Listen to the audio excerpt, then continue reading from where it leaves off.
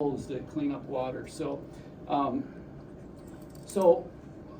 I first got involved. I was president of Eaton Brook Lake Association, and then Madison County Federation of Lakes, and then I was president of the New York State Federation of Lakes. I wrote, if you have seen that book called Diet for Small Lakes, I'm a co-author on that, and numerous others featured in the New York State Conservation, etc. But really, I wasn't satisfied with that mode, because we really just weren't getting stuff done. And how do you make a difference?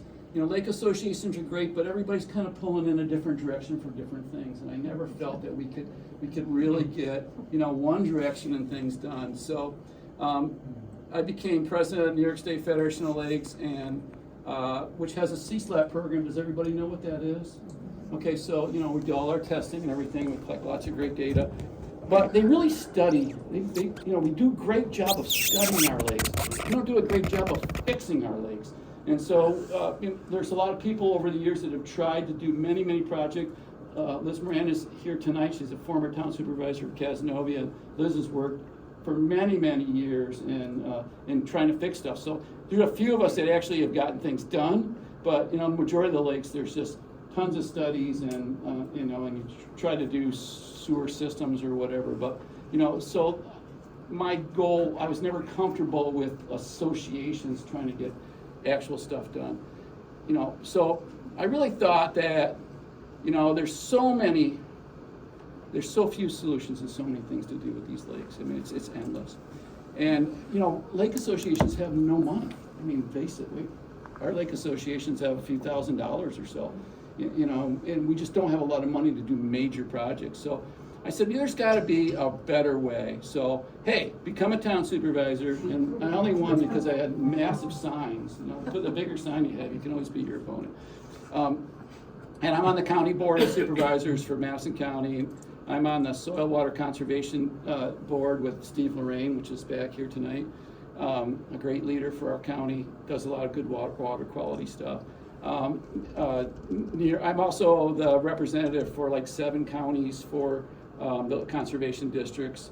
I've been on the Finance, Ways and Means Committee, which sets our budgets for the county, and I try to allocate money specifically for water projects. And then I'm the chairman of Solid Waste Committee for our landfill in Madison County and recycling program. So I would say to my board members when I first started, are you motivated to find solutions? Do you think your boards are motivated to find solutions for your lakes? No? I haven't got any yeses. You do? Yeah, you got, okay. A couple of you do. Government should be motivated because the conditions of our lakes impact property values tremendously. They really do. I mean, if you've got a lake that's a swamp and you can't enter it, and some of our lakes are approaching swamphood,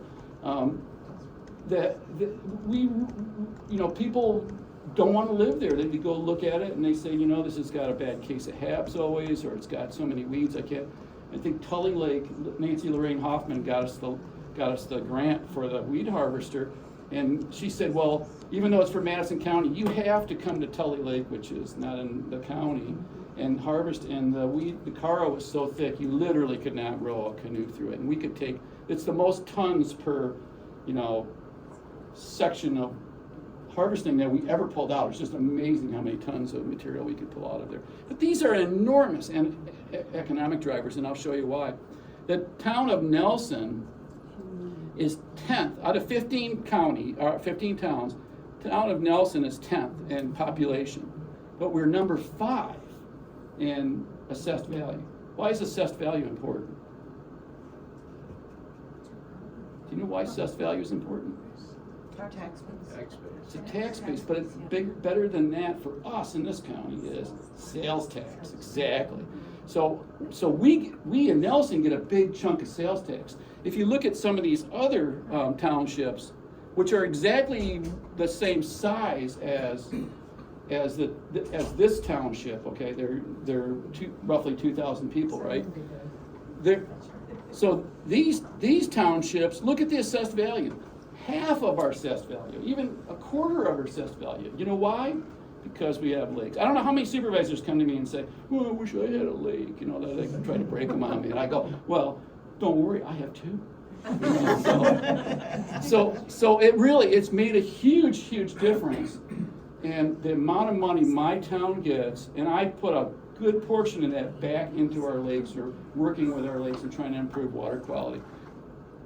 So we have 2 active lake associations. Both of those lake associations have frequent meetings, but they always wanted to get more involved with our towns, and because, like I said, the associations just don't have the funds or the mechanism to do some of the things that are very expensive to do around lakes. So one of the things that we did initially, me as town supervisor, is I established the Watershed Management Committee with 2 members from each lake association, 2 board members, and 1 upland farm or agricultural person on that board. So that board's been around for, Dave, how long? Roughly 4 years now. I was pretty close. Yep. So Dave is our chairman and does a fantastic job. And that was part of the thing, is that the leader of the Watershed Management Committee could not be a board member. You don't want a board member driving this. You want somebody that's out there day to day. And Dave does a fantastic job of keeping this on keel. So we asked the Watershed Management Committee to rank issues using some kind of scientific information and set goals, achievable goals. That's an important thing. Is achievable. I see some goals that are pretty, wild and pretty wild expensive. I have people all the time wanting to dredge part of our lake. Well, it's millions, So is it achievable? We'll look for grants, but probably not, And so some of the things that are achievable, I'll show you that we've done, and I think that it's a real success story for us. This is not achievable. So I think some people would like to do this, though, so get rid of humans, because it's true, we are the invasive species on the planet. So initially we had some unexpected trouble. We found this giant fish in one of our lakes we were paddling around. No, not really. We tried to ban wakeboard boats, okay? So this is a 6-foot wave. It's you can put all this water ballast in it, and it can create tremendous. And we had a video a person sent in from one of our lakes where it wiped his granddaughter, right off the dock. It came over the dock, the motor hit the bottom, and then he says the F word several times, and we left it in for the public hearing. It was pretty interesting, but we thought that this would be a slam dunk, right? Easy to get rid of wakeboard boats. We had public hearings, and a lot of people attended. Banning a class, we showed things like this. This is Blueberry Island that's pretty much completely eroded away. They have 2, was it Dave, or 3 wakeboard boats? Three wakeboard boats at the time on Tuscarora Lake.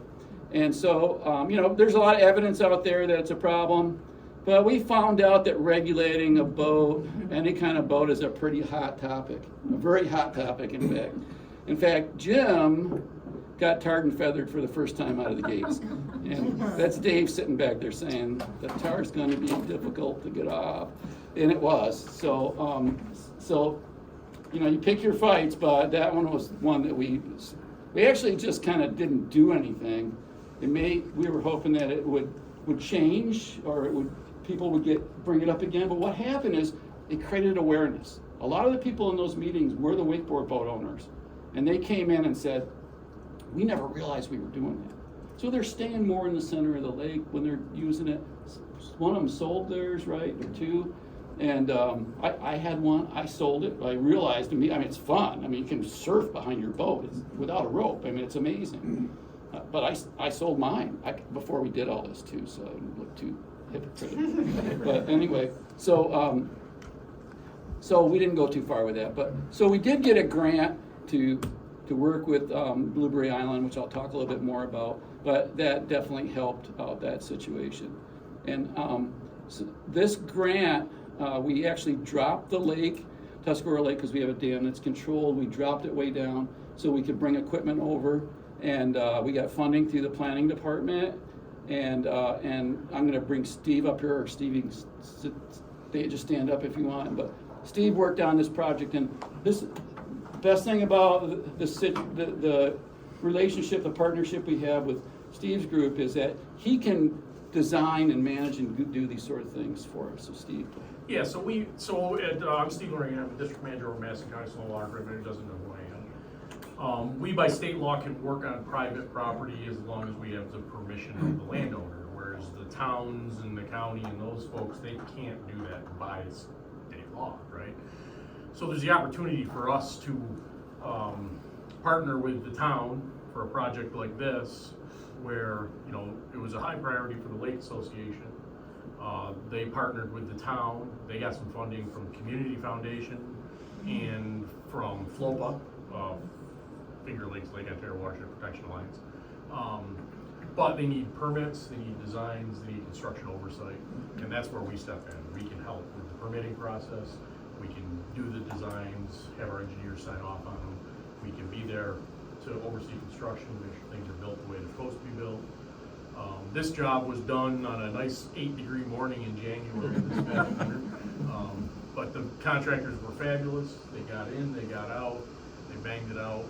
And I've actually had several people snap pictures this summer from the lake of the repaired work and send it over to me. But that's the kind of project that the Soil and Water District can assist lake associations with going forward. We've done a lot of that work in the time that I've been at the district, but I'm not sure all the lake associations quite understand how that can work out. But one of the biggest problems is the funding. We can have the greatest ideas in the world, but if we don't have money, we can't implement stuff. So some of the stuff Jim's talking about getting your town supervisors and town boards, there's a lot of power in this room. You guys don't work together for whatever reason. You need to work together at the county level to try and bring some of that funding back to your lakes, and then we can help with the implementation of some of the stuff you're trying to get done. Absolutely, thanks, Steve. That is so important, and Steve has been fantastic. And also, Steve has lots of money, and if you go to him and ask him about your project, Steve will. You're on my board. I'm on his board, so yeah. So one of the things we asked the Watershed Management Committee to do was to take a scientific approach. So, shocking the lake or checking out what kind of biology is in there, fish habitats, things like that. That's science.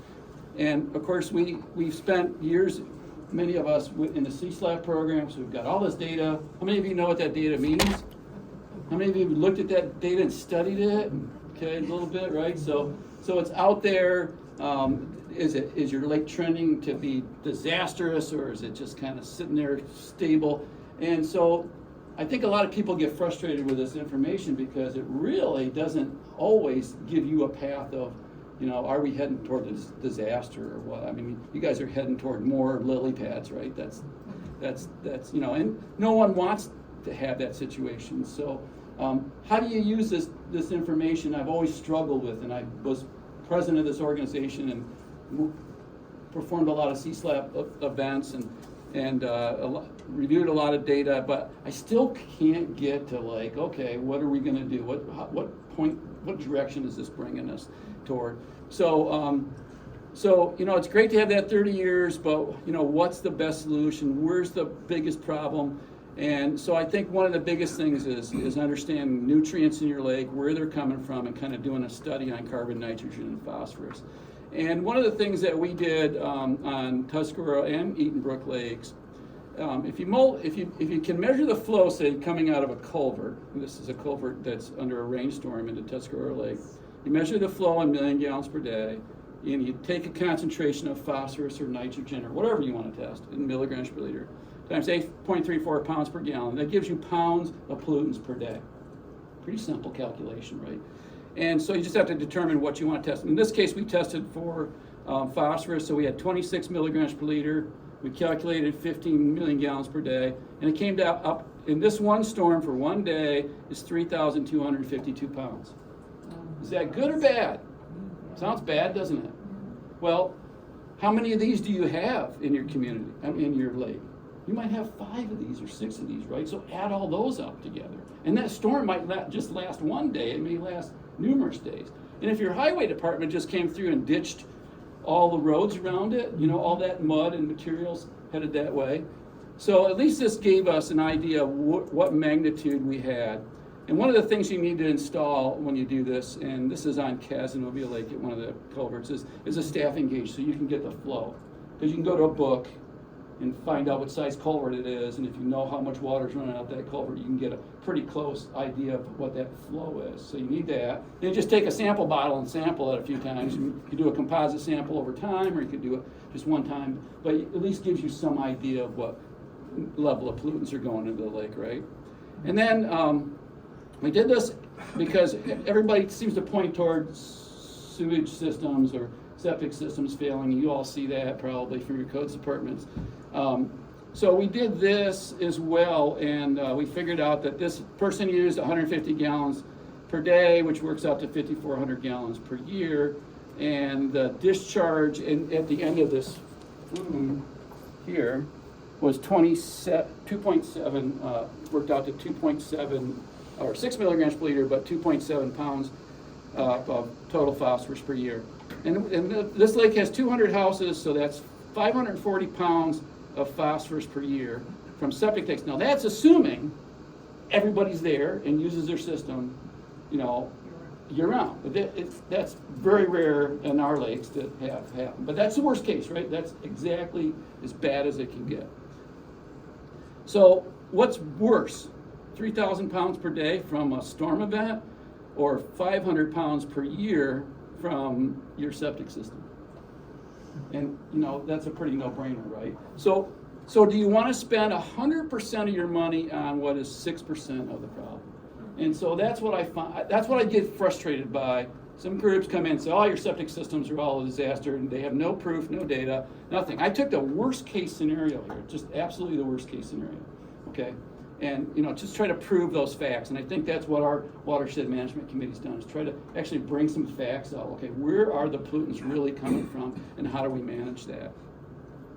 So one of the things that your town usually has, not all towns, but most towns have a comprehensive plan, and it's really the town's goals. It's not law. Some people think that the comprehensive plan is law. It's not law. It's a guide. It's something you want to do. You get your community together, and everybody says, okay, what's the best thing we can do for this community? What's our goals? And one of the goals on the water section was to inspect septic systems, right? There was a number of things that came out in that. There's many other things that the comprehensive plan does, but the real problem comes down to the land use regulations that you set from the comprehensive plan. And so we find, like in this town, that there's a number of things that we had goals for, but we don't support it with the land use regulations. And so our codes enforcement officer can't enforce some of those things. So it's important that they match each other, and many times they're kind of separated, and like we're in that zone right now. We're looking at our land use regulation update to match this, which was done in 2018. So here we are in 2024 with a group working on that, and talk about chaos. It's like everybody has. We're actually creating 2 waterfront zones. One lake is going to have one waterfront zone. Another lake's going to have a separate waterfront zone because of the densities, right, Dave? The densities around those lakes. One lake is way tighter houses. The other one has a lot of space, right? And so we're actually going to set rules a little bit different for those 2 lakes. And I'm a pro-growth person, and so I want our lakes to grow very nicely controlled, but I don't want to stop people from growing there because it is my cash cow. It is my business. Look around Nelson. You find how many businesses do you see? We have a couple businesses, a handful. Yet I'm number 4 in assessed taxes and sales tax. Why? Because of those lakes right there. It's huge for us. It really is. So I want those lakes to grow very nicely. We don't want to grow, we don't want to build skyscrapers and stuff like that, but I'll talk about the other issues also. So our planning and zoning boards, focus on water quality issues, but they really need these land use regulations to enforce things. People have really figured us out, I think, because we had one person that built this monster house, right? He bought 3 or 4 little camps and he built this big house, but he clear cut everything first, right? Then he goes to the planning board and says, or zoning board and says, they ask him, how many trees are you gonna take down? None. Because he took them all down already. They're all gone, right? But they figured out that, we don't have the regulations in place until you go to the zoning or planning boards to talk about trees, right? And so that's something we got to change. We got to change it ahead of time so that doesn't happen. But now you can look, it's right across from my house on the other side of the lake, and it looks like a Trump built something over there, you know. It's just a house, but it's monstrous. Anyway, so land use regulations are important. You know, what happens in the watershed impacts lakes. This is Stony Pond. Eaton Brook is in the foreground there. You would think that, you know, how could there be any pollutants coming out of this, right? I've got a picture I should add side by side when they built these areas that all those trees were gone, completely gone. Can you imagine the erosion back then? They just completely clear cut everything back in when these dams were built. Our dam was built in 1836, so it was a Civil War, actually before the Civil War, so a while ago. We actually, Tuscarora Lake has a cemetery on it. It was kind of built around it, and there's a couple Civil War people buried there. But anyway, so these trees, would you think that these trees are a problem? It's natural, right? Actually, they found in the Susquehanna Basin that the forests were contributing more phosphorus than all the septic tanks that they could add up. So all the leaf decay and things like that really do put out a tremendous amount of phosphorus. And so you're not going to ever have a natural situation where you don't have a phosphorus input to it. You know, I mean, think about your garden. You know, what do you put on your garden to make things grow? Right? Carbon, nitrogen, phosphorus, potash, or whatever. And so it's an essential nutrient, especially for lakes. If you chat with Liz afterwards, she's like the phosphorus guru in the room right now, and she will tell you everything there is about phosphorus and why and how it gets there. But you know, even in a natural system, it's present. And so you're not going to get rid of all of it. But if you add that with a bunch of farmland, agricultural land that's you know, maybe, you know, having some big rainstorms and erosion, you know, you can add to that number, and that's where we start to get into real problems. So the upland materials flow down into our lakes, they end up in the sediment, and then that sediment periodically releases phosphorus into the lake, and we have those sort of issues at almost every one of our lakes. Well, this is looking at the northwest end of Eaton Brook, and you can see this little creek. Well, that's not normally there. This is the lake when the dams got water up, and you can see the plant life's pretty good. And now this is a 25-year-old picture. I got to do another one now because it's pure lily pads now. I mean, it looks like Gordon. You guys have been hanging out over there, haven't you? I know you have. So there's just a lot of, which are a real problem because they're not easy to get rid of. They're down in that mud, as you know. If you break it apart, you got two now, and so it's a real chore, and we've let it go too long, I think. The number one contributor to introducing pollutants into our lake is a network of roads that bring pollutants from a long distance away.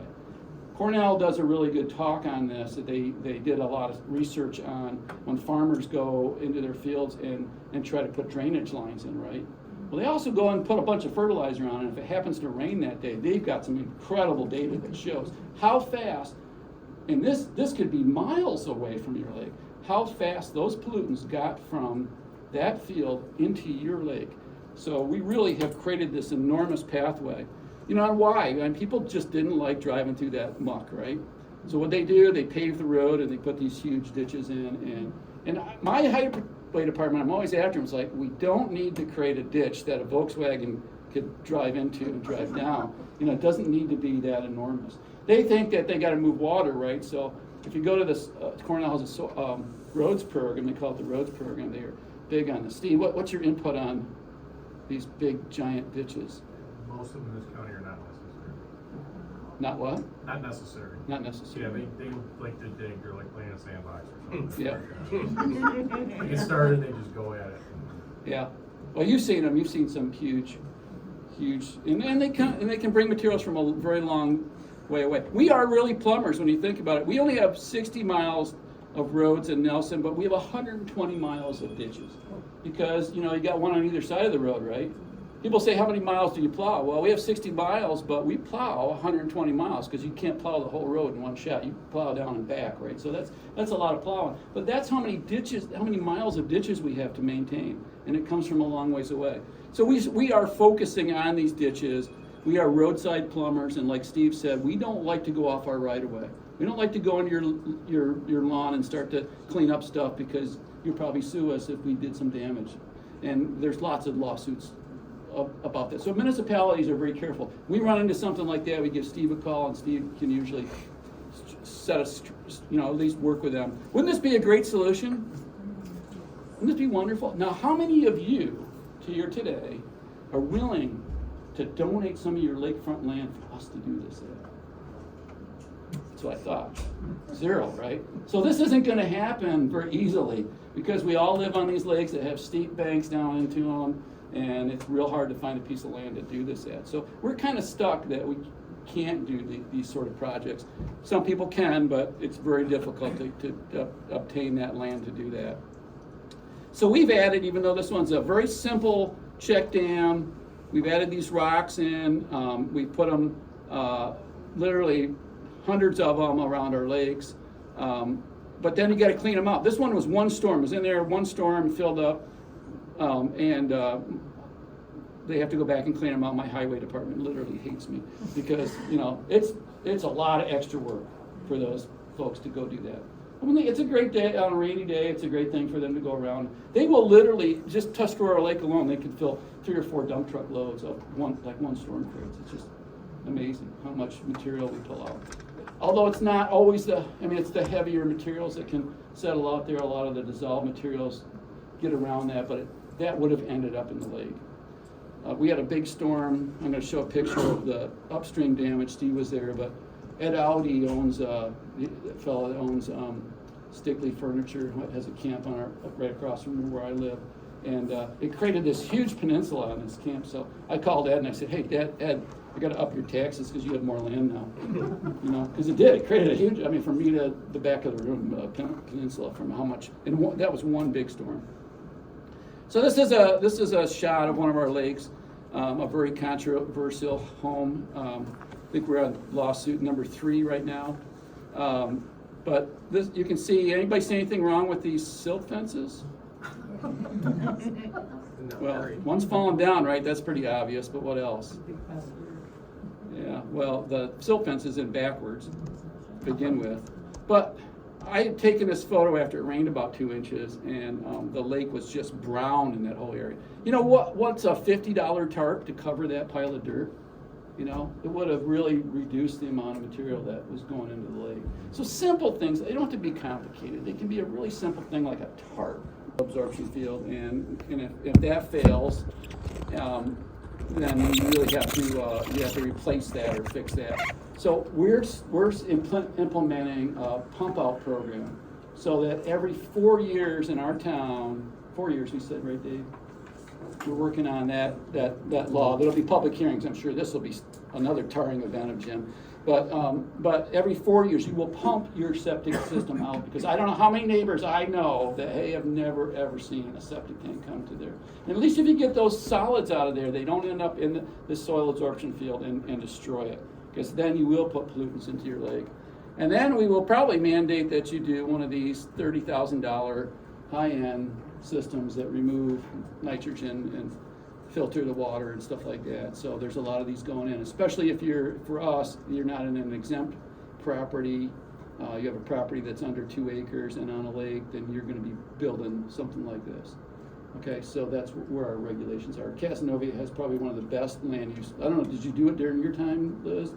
Built those regulations. So if you want to look at one, you can find it on their website. A pretty thorough, thought through land use law. Oh, what are Airbnbs? Like them, not like them? Show of hands, like. Show of hands, don't like. Okay. Usually it's 50-50, which makes it a much more interesting meeting, right?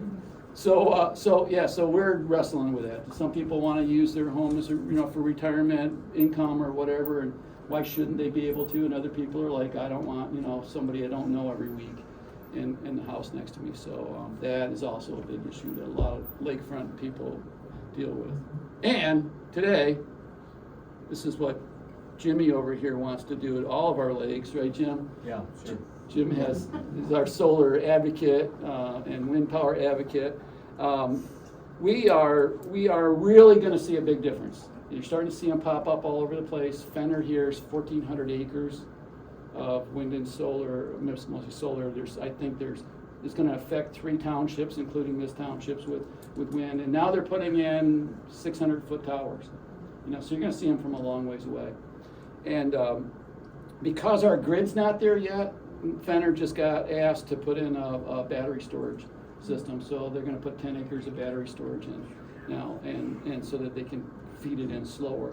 Anyway, so this is really coming, and if it's over 20 megawatts, the state is the prime agency on it, and we have little say. So it really impacts. There's a lot of lawsuits right now for home rule to say. I mean, I'm certainly not against them. We have a solar regulation. We're pro-solar in our town, but we want to be able to place them not on prime farmland and not where people don't want them.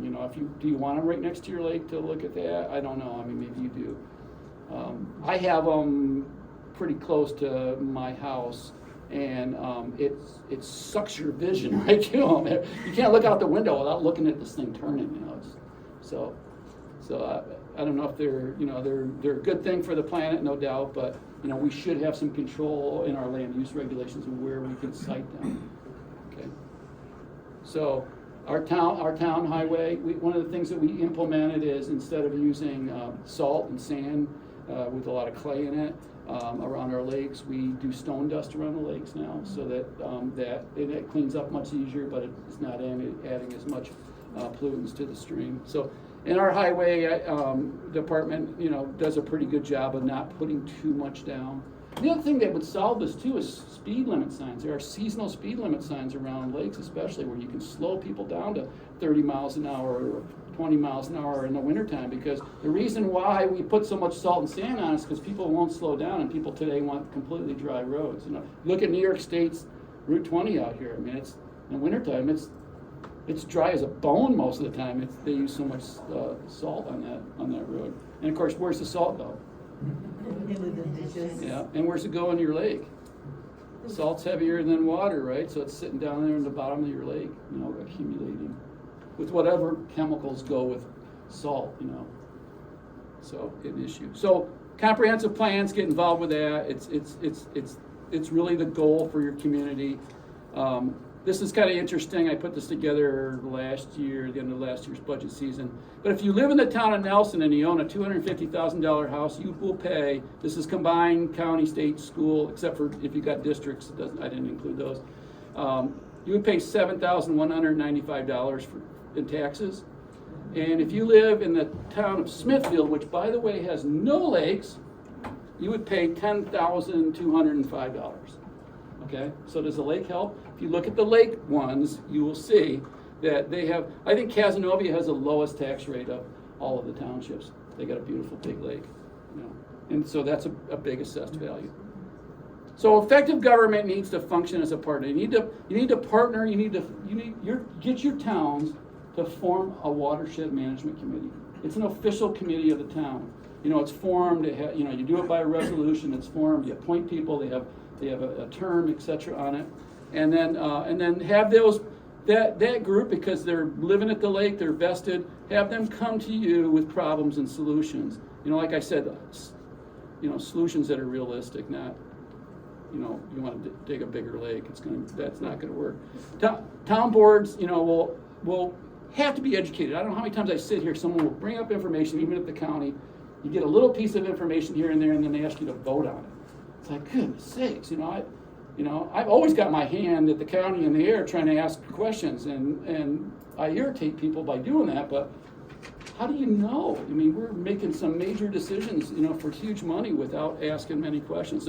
So you, the Watershed Management Committee, Dave comes to every one of our meetings except for like one or something I can remember. And he is a bulldog. He is absolutely, keeps things going and rolling, and you need that person as your committee chair just to keep stuff moving. And then so we'll hold public hearings on, like we did on the wakeboard boat thing, and get tarred and feathered, but nevertheless we do it. And the town is good at finding, hopefully funding for these opportunities. And I think the Madison County Soil Water Conservation District is a great partner with us. So this partnership really works. I've shown it here that it works. We've got a lot more to do, but at least we've set that foundation. So with that, I guess we're going to turn the meeting over to to, I don't know who wants it next, to the next president. That's what I'd like to do. Raise your hand if you want to be. Jimmy, you want to be president of Madison County Federation of Lakes? I'm a town board member, I can't. No, that's a town committee that No, I don't. represent everybody in the I town. don't. Anybody interested? I know Celeste might be interested, yeah. But we really like to keep this group going. Do you want to keep this group going and meet? You know, I think one of the things is like George does is, you know, Casanova has this list of invasive species. Eaton Brook has this list of invasive species. So you kind of know what's around and you can be looking, right? Not that we are never going to stop these invasive species. There's probably, you know, maybe there's a few that we could control, but, you know, they're here, you know, and we got to live with them, and maybe we can manage them like we're trying to manage water chestnut, you know. But it's really hard to get rid of it. I mean, it's nature, right? And nature's going to prevail, especially in our lakes. And, you know, you can add lots of chemicals and stuff. Cass Lake added just a boatload of chemicals over the years, and, you know, there's, you know, if they didn't do it for 2 more years, it would be right back. So, you know, just, you know, the lily pad thing is gonna be hard for you folks, no doubt. But, you know, if you chop them all off all the time, if you don't get energy in enough years, you know, they do slow down a bit. Right? Questions? Before I talk more about this. Sherry has all the money, she's our treasurer.